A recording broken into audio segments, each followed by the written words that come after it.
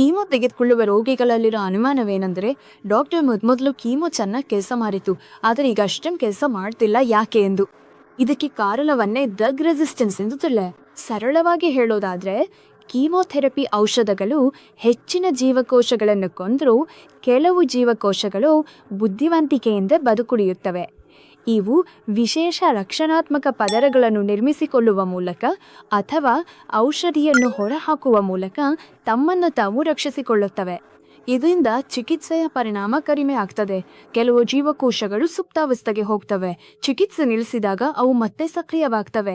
ಇವು cancer stem ಸೆಲ್ಸ್ಗಳಂತೆ ವರ್ತಿಸುತ್ತವೆ. ಇವು ಕ್ಯಾನ್ಸರ್ ಮರುಕಳಿಸಲು ಕಾರಣವಾಗಬಹುದು. ಹಾಗಾಗಿಯೇ ಕೀಮೋಥೆರಪಿ ಆರಂಭದಲ್ಲಿ ಪರಿಣಾಮಕಾರಿಯಾಗಿದ್ರೂ ಕಾಲಕ್ರಮೇಣ ಅದರ ಪ್ರಭಾವ ಕಡಿಮೆ ಆಗ್ತದೆ. ಅಂದರೆ ಕೀಮೋಥೆರಪಿ ವಿಫಲವಾಯಿತೇ ಅಲ್ಲ. ಅದಕ್ಕಾಗಿಯೇ ವೈದ್ಯರು ಇದನ್ನು ಗಮನಿಸಿ ಚಿಕಿತ್ಸಾ ಯೋಜನೆಯನ್ನು ಬದಲಾಯಿಸ್ತಾ ಇರ್ತಾರೆ. ಉದಾಹರಣೆಗೆ targeted therapy, combination therapy, immunotherapy ಹೀಗೆ ಬದಲಾಯಿಸ್ತಾ ಇರುತ್ತಾರೆ. ನಾಗೇಶ್ವರ ಆಯುರ್ವೇದಿಕ್, ನಿಮ್ಮ ಆರೋಗ್ಯ ಸಮಸ್ಯೆಗಳಿಗೆ ನಮ್ಮ ಪರಿಹಾರ.